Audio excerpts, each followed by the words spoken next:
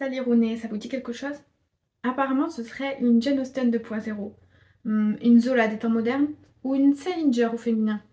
Elle a eu beaucoup de casquettes selon beaucoup de magazines littéraires, mais est-ce qu'elles sont toutes pertinentes? J'avais très envie de revenir sur toute son œuvre dans cette nouvelle vidéo. Donc c'est parti, sans plus attendre, je vais vous parler de Sally Rooney.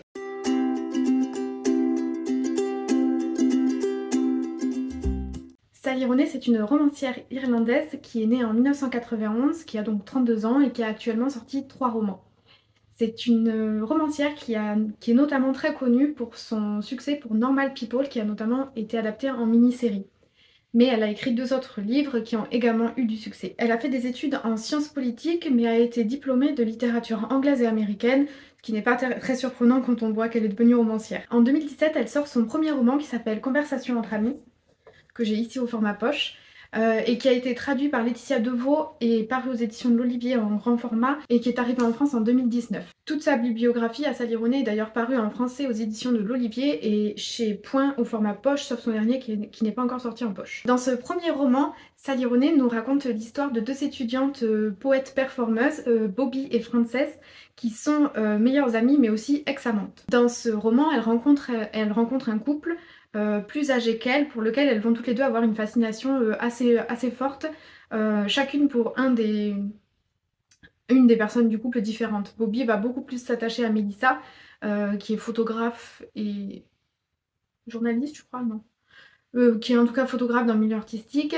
et Frances, notre protagoniste principale, va avoir une attirance forte pour Nick, le mari de Melissa, qui lui est acteur. À partir de là, va s'en suivre un désordre amoureux et amical qui est, selon moi, admirablement très bien écrit et surtout qui aborde plein de thématiques importantes telles que l'amitié, la sexualité, le désir, la jalousie, l'amour évidemment. Mais ce roman va également aborder plein d'autres thématiques hyper intéressantes telles que le polyamour, le féminisme, le capitalisme, l'endométriose également, plein de choses autour de la politique et de l'engagement qu'on peut avoir, de la précarité également, précarité financière, précarité quand on commence à rentrer dans le milieu du travail, et surtout quand on est dans un milieu artistique, parce que autant Melissa et Nick s'en sortent très très bien, autant Bobby et Frances qui font ça un peu sur leur temps libre, c'est pas du tout rentable financièrement parlant.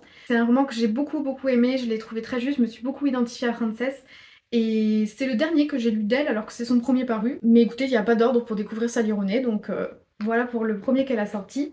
Ensuite est venu son plus grand succès, le roman pour lequel elle a reçu le plus de prix et qui s'est vendu à des millions d'exemplaires, Normal People. Il est sorti 1 an après la parution de Conversation entre amis, en tout cas en VO, et il est arrivé en 2021 en France et il a été traduit par Stéphane Roch. Dans ce roman, on suit l'histoire compliquée et pas du tout linéaire de Marianne et Connell, qui sont 2 jeunes lycéens irlandais qui leurs parents viennent tous les deux de milieux sociaux très différents. Marianne vient d'un milieu plutôt aisé, alors que Connell, sa maman fait le ménage pour la famille de Marianne. Connell, lui, est plutôt la star du lycée, alors que Marianne est plutôt vue comme une fille hautaine et froide. On va dire qu'ils avaient rien pour être ensemble, et pourtant ils vont quand même tomber amoureux et commencer à vivre leur histoire. Alors ça pourrait paraître une histoire simple, genre une histoire d'amour banale, mais encore une fois, Sally Rooney, elle arrive à parler avec justesse de plein de sujets différents. Typiquement, comment se construire par rapport à l'autre, par rapport aux autres, quand on a une très mauvaise estime de soi, notamment due aux injonctions et aux normes que la société impose sur nous.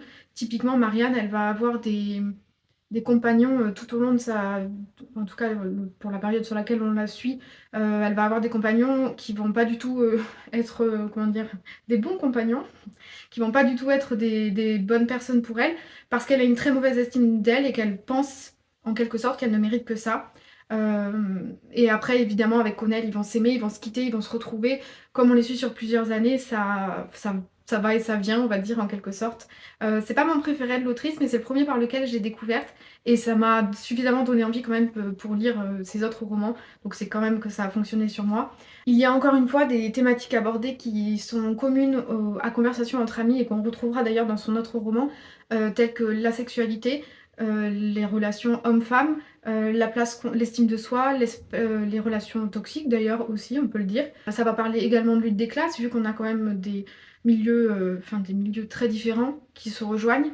Elle dresse à chaque fois dans ses romans le portrait d'une génération qui est perdue et qui se remet sans arrêt en question, et elle le fait avec énormément de justesse, et même si c'est pas mon préféré de l'autrice, ça a très très bien fonctionné sur moi. Puis vient son roman Où es-tu mon admirable, paru aux éditions de l'Olivier, sorti en 2021 en VO et en 2022 en VF, et toujours traduit encore une fois par Laetitia Deveau. Où es-tu mon admirable, c'est donc le deuxième que j'ai lu d'elle, et je pense que c'est un de mes préférés, en tout cas avec Conversation entre amis.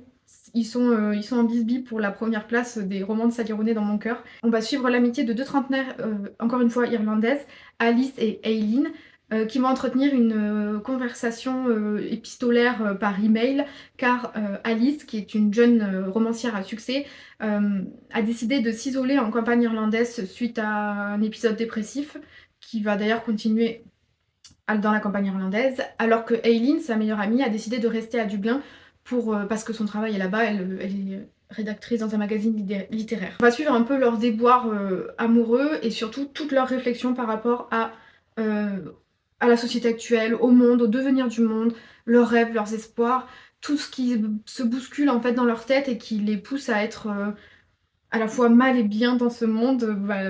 Le monde qui part un peu à volo, c'est comment trouver sa place quand tout part en vrille. C'est bourré de réflexions hyper justes et hyper intéressantes.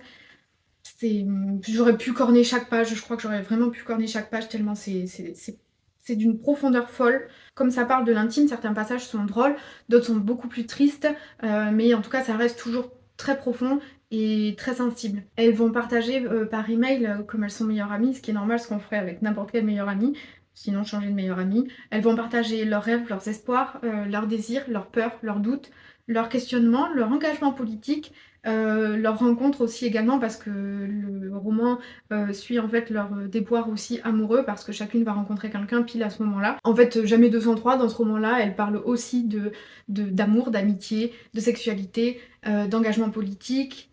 Il y a beaucoup de sujets qui reviennent, mais qui sont toujours traités différemment pour que ça ne soit pas redondant. Le point commun des trois romans de Sally Rooney, outre le fait qu'ils se passent tous les trois en Irlande, voire à Dublin, c'est sa capacité à questionner et à exposer les tourments d'une génération, et notamment la génération des millennials. Alors si comme moi vous dites qu'est-ce que c'est qu'un millennials, c'est aussi appelé en français génération Y, c'est pour toute la génération des personnes qui sont nées début des années 80 et jusqu'à la fin des années 90. Il n'y a pas que ça qui définit les millennials, mais c'est juste pour vous cibler à peu près quelle génération décrit Sally Rooney dans ses romans. Personnellement, je pense que c'est pour ça que ça me parle beaucoup, c'est parce que je suis moi-même une millennials. Je déteste ce terme, mais bon, c'est le terme utilisé. C'est toute cette période, cette génération-là qu'elle décrypte et qu'elle décortique, je trouve, avec beaucoup de presque un regard scientifique, tellement c'est fait avec précision. Les millennials ont notamment des préoccupations telles que comment trouver sa place dans le monde, même si ça c'est pas que les millennials qui se le demandent. La thématique qui revient majoritairement dans les romans de Sally Rooney, outre cette génération à laquelle elle s'adresse et à laquelle elle écrit et elle met en avant, qui est d'ailleurs la sienne et la mienne, c'est cette question de comment on se définit quand les normes et comme les normes sociétales et les injonctions qu'on a par rapport à la société le poids des injonctions en gros, définissent notre relation aux autres et nous définissent nous-mêmes. C'est ça le cœur de ces romans, et je trouve déjà que c'est un sujet passionnant et qu'elle le fait avec brio. Maintenant que je vous ai parlé de ces trois romans, je vais vous donner 5 bonnes raisons de découvrir, si ce n'est pas déjà fait, un des livres ou les 3 livres de Sally Rooney.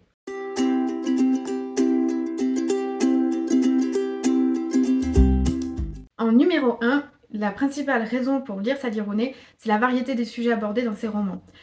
Comme je vous le disais précédemment, elle parle énormément de sujets. On pourrait d'ailleurs penser que ça va être trop de sujets, qu'on va se perdre ou que ça va même être répétitif. Or, pas du tout. À chaque fois, elle le traite via des personnages qui ont des caractéristiques différentes ou via des événements de vie différents, ce qui fait que c'est à aucun moment redondant. Et les réflexions de ces personnages ont beau avoir des points communs, elles ne sont jamais, ce n'est jamais répétitif. Elle va en outre parler d'amour, d'amitié, de sexualité, de croyances, de politique, d'engagement politique, de marxisme, de capitalisme, d'endométriose, comme je vous le disais, de relations toxiques. Elle va aussi parler d'espoir, d'espoir pour un monde meilleur. Elle va parler effectivement anxiété, elle va parler famille, elle va parler argent, elle va parler de plein de sujets qui nous touchent qui vous ont touché, qui vont vous toucher ou qui vous toucheront forcément, c'est sûr et certain, peu importe votre génération. Ça a beau s'adresser, comme je vous le disais, ça a beau décrypter, comme je vous le disais, une génération qui s'appelle les millennials, ça s'adresse pour moi à n'importe qui et c'est potentiellement pour ça que ça s'est vendu à des millions d'exemplaires, c'est que ce n'est pas destiné à un public comme on pourrait le penser. Chacun de ces livres creuse vraiment la question de la construction de soi et moi c'est là où je me suis ou en tout cas je me suis retrouvée, je me suis identifiée, c'est qu'il y a un petit peu dans chacun de ces livres, il y a forcément quelque chose qui vous parlera, en tout cas moi ça a été le cas. Dans chacun de ces romans, elle questionne aussi le désarroi de toute une génération face aux dérives du monde actuel. On va pas se le cacher, le monde, il est bien pourrave quand même. Est-ce que ça se dit pourrave? Dites-le moi en commentaire. Et elle met ça en parallèle avec le fait qu'on est beau être tout le temps en questionnement par rapport à ce que va devenir le monde, comment nous on évolue dans ce monde-là. Le fait que ça passe souvent pas à la trappe, mais que c'est souvent laissé de côté par nos tracas du quotidien, tout ce qu'on ressent par rapport à nos amoureux, amoureuses, nos amis, notre famille, plein de choses, le travail, et en fait que tout ça, on a beau savoir que c'est là, que le monde il part à la volo et qu'on pourrait faire quelque chose pour réparer ça, c'est toujours laissé un peu de côté parce qu'on est pris dans notre vie du quotidien. Et ça, je trouve qu'elle en parle très très bien dans justement Où es-tu, monde admirable, et notamment avec un passage où je crois que c'est Aileen qui dit peut-être que nous sommes tout simplement nés pour aimer et nous inquiéter pour notre entourage, pour continuer à aimer et à nous inquiéter, même quand il y a plus important à faire. Et si ça implique que l'espèce humaine s'éteigne, n'est-ce pas, d'une certaine façon, une belle raison de s'éteindre, la plus belle des raisons que tu puisses imaginer? Alors qu'on aurait dû réorganiser la répartition des ressources planétaires et mener une transition collective vers un modèle économique durable, on se préoccupait de sexe et d'amitié. C'est un des paradoxes qui va beaucoup questionner les personnages, en tout cas de ce roman-là, mais on le sent un petit peu dans ces autres aussi. Ces questions un peu futiles, c'est pas moi qui utilise ce terme, c'est Aileen, euh, alors que, comme elle dit, la civilisation menace de s'effondrer. C'est tout le paradoxe et elle en parle très très bien dans ses romans. Le deuxième point pour lequel il faut découvrir Sally Rooney, c'est pour son écriture. Elle a une écriture qui est dénuée de toute fioriture, c'est-à-dire qu'elle est très franche, elle est très directe, elle part pas dans des grandes embolies lyriques, c'est-à-dire que vraiment elle se concentre sur les dialogues, les débats, les pensées intérieures de ses personnages, mais à aucun moment on va aller dans des grandes descriptions de bâtiments ou je ne sais quoi, ou de nature. C'est pas du tout le but de ses romans. Elle se concentre sur l'humain et c'est ça que j'adore. Personnellement, j'ai l'impression qu'elle écrit genre l'intime avec un I majuscule. Ça fait un peu cliché, mais pour moi c'est ça. C'est que elle se, moi je la compare à Zola dans le sens un peu naturaliste, c'est-à-dire j'ai l'impression qu'elle observe à la loupe, euh, avec un regard presque scientifique, quasi sociologique, la société actuelle et notamment les questionnements qu'on a chacun et chacune face à plein de choses du quotidien, que je veux pas non plus que vous pensiez que ce soit dur à lire comme un roman sociologique ou un roman politique, c'est pas du tout le cas. C'est justement un des points que je voulais aborder. La troisième raison de lire du Sally Rooney, c'est des romans, pour moi, c'est des romans qui se dévorent. C'est-à-dire que ça se lit avec une facilité déconcertante. C'est Ça pourrait paraître prise de tête par la multiplicité des sujets ou par le fait que ce soit un peu politique, engagé, tout ça, mais pas du tout. Genre, si vous avez peur de ça, c'est vraiment, ça se lit. On ouvre le roman, on rentre dedans, comme c'est focus sur les personnages, en fait, on est forcément tout de suite dans leur pensée, on est dans leur intériorité, et ça fait que on tourne les pages sans même s'en rendre compte. Et on a fini, on se demande même quand est-ce qu'on l'a commencé, tellement c'est allé vite. Quand je parle de facilité de lecture, je veux pas dire que le roman est facile à lire dans le mauvais sens du terme. Il y a quand même des sujets abordés qui sont assez graves et qui font que le roman est pas déprimant en soi, mais c'est pas non plus genre choubidoubidou tout rose. Ça reste des romans qui questionnent, donc on ressort pas de là en mode oh c'était un chouette livre, je passe à autre chose. Hein. Non, pas du tout. En fait, ça l'ironie quand on lit ces dialogues, on a l'impression qu'on assiste parfois à des débats. Ce qui est rigolo parce qu'elle a été porte-parole d'un grand concours de débat européen, dont je ne sais plus le nom, si je le retrouve, je le mettrai là. Et ben c'est un peu ça, on a l'impression de les dialogues et même les scènes s'enchaînent assez. Il y a un rythme assez soutenu, ça s'enchaîne très très bien, ce qui participe à la facilité de lecture, on va pas se le cacher, mais qui rend aussi le livre passionnant parce que du coup on a l'impression d'assister à un débat télévisé et on se dit mais qui va avoir le dernier mot? Si dernier mot il y a bien sûr. La quatrième raison pour laquelle il faut lire du Sally Rooney, c'est pour ses personnages, la complexité de ses personnages et psychologie intérieure qui est, juste, fascinante, et complètement folle. Alors je vous arrête tout de suite, ces personnages seront pas forcément attachants du premier coup. Ils sont tellement, réels, tellement palpables qu'ils sont un peu comme vous et moi, c'est-à-dire qu'ils ont leurs qualités et leurs défauts et parfois on les adore, parfois ils nous tapent sur les nerfs, comme nos amis, comme nos amants, amantes, comme nous-mêmes on doit énerver nos amis, de temps en temps. On a chacun nos défauts, donc ils sont à la fois attachants, mais c'est par cette complexité, par toutes ces failles émotionnelles qu'ils sont attachants parce qu'on a l'impression de s'y retrouver. C'est-à-dire que, bah, personne n'est parfait, donc les romans où les personnages sont forcément toujours, heu, pas lisses, je vais pas dire lisses, mais là ils sont au contraire, ils ont plein de relief et c'est ça que j'adore, c'est qu'elle leur donne une profondeur, impressionnante, heu pas qu'avec des dialogues, hein, il y a pas que des dialogues dans ces romans, mais c'est par les échanges de ces personnages avec d'autres personnages qu'elle construit leur intériorité et c'est juste, c'est juste incroyable en fait comment elle arrive à écrire ce genre de choses. Et la dernière raison, donc la 5e raison pour laquelle il faut lire du Sally Rooney, c'est parce que c'est pour ressentir cette sensation quand on finit un de ses romans. Moi personnellement, quand j'ai fini, les 3 romans, un peu moins Normal People j'avoue, mais au moins ces 2 Conversations entre amis et Où es-tu monde admirable, j'ai eu l'impression d'avoir appris plein de choses sur moi-même. Enfin plein de choses sur moi-même et même sur la société tout court.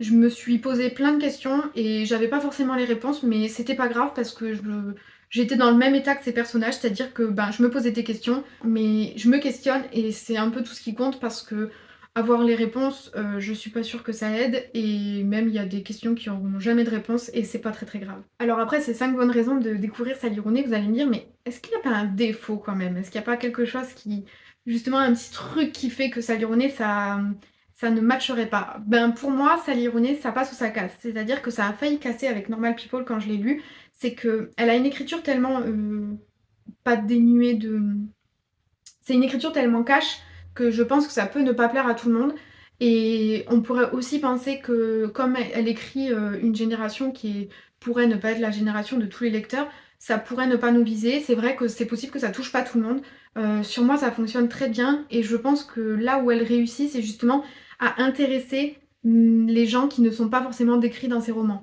C'est tellement bien fait que alors forcément ça passe ou ça casse, mais comme chaque livre, je sais plus ce que je disais, je me suis perdue.